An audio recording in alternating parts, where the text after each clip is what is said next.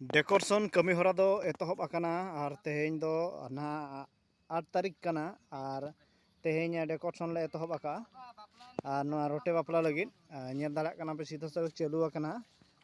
वर्तमान समय दो ना हुयुक कना पाखापाखि 1 बजे हुयुक कना और नित 1 बजे भीतर आले निना ले कमी आका आले नोआ संध्या सुधा बांगमा अयुब सुधा ना नोआ कंप्लीट आले मेंटेन मेन आका आले और कंप्लीट हुयुक गया ना और अतु सेट को दो हुई चाबा कना ओना को बइन दिखाव काट बे चिकाते इन नोडे गे मिनिया और नितो दो बइन दिखाव पे ओना दो आर मिटाम ब्लॉग वीडियो नि दिखाव पे और तेहेñा ब्लॉग वीडियो दो इन नोडे ना गे बेनाव कातेन इन ताबोñ दिखाव पे कना ñel दाड़ा कना पे सीधा सड़क गे ना और नोआ पुखरी चारी गोटो ना गोटा गे डेकोरेशन हुयुआ और नोडे हो ना डेकोरेशन हुयुआ नोआ किछि डेकोरेशन हुई कना तो उनका ñel जों लेका दो डेकोरेशन अरि हुयुआ कम धारा हुई कना नोय चालू आकान गया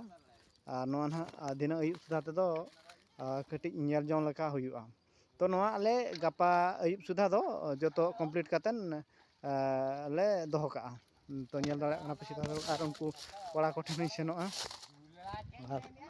ñel आपे नोय बेना आले ñel दाड़ा को कना पे उनको चेलेका को कमी कना और नुकु को मेना को ñel को पे उनको दा भीतर रे और हना को चेलेका मेना को नोते रे ना मेना नुई दो ना ढोलू कोनाय और हानते रे ना केना कमियान कोड़ा कना को जतो के राठौर मेना और उनी राठौर जहा की हनिया मुचाद रे ना उनी दो राठौर कना और ñel दाड़ा कना पे नो नोकाना बाता ले एमेया और नो बाता चेता रे गे ना देज हुयुग गया तो नोआ दो ना आसंता वर्ष दो ना नोंका दो बापे ñela आसंता वर्ष दो आरो डेवलपमेंट हुयुआ चिकाते नोआ दो जहां नितो आले काट माध्यम ते नोडे ले बनावा का आले नोआ जो रोड़ा ले एमा का आले सेनो लगित ते तो कालम दो ना पे ñela सीधा सड़क छातो और छातो रेना व्यवस्था मेना और नोआ दा कालम आंजेदो सितुंग जो ना और सितुंग रे आंजेद एन परे नोआ दो ना छातो हुयुआ सीधा सड़क को ñel दाड़ा पे नोडे खन गे ना छातो ले पोकावा हांडे धरी और नोआ बोलहा को दो एमो दो बांग हुयुआ तो नेसपुर के नोआ बोलहा को दो ले एमेया और नुना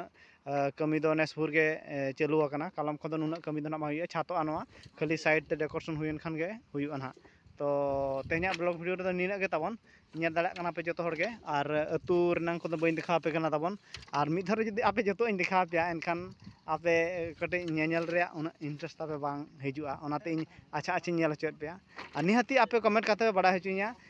अतु रे साजबाज और बांगमा डेकोरेशन को आपे ñel सनात पाए जावांगा और आखड़ा को चेक लेका डेकोरेशन हुई कना ओना को आपे ñel सनात पे बाजे बांगा ओना को निहाती आपे कमेंट काते बड़ा हचुइया और आपे इन ओना अनुसार उसरास गे आपे को ñel हचुपिन और बांखान दो बांगा हेला मा तबे ताहेइनेñ जतो को गे जोहार।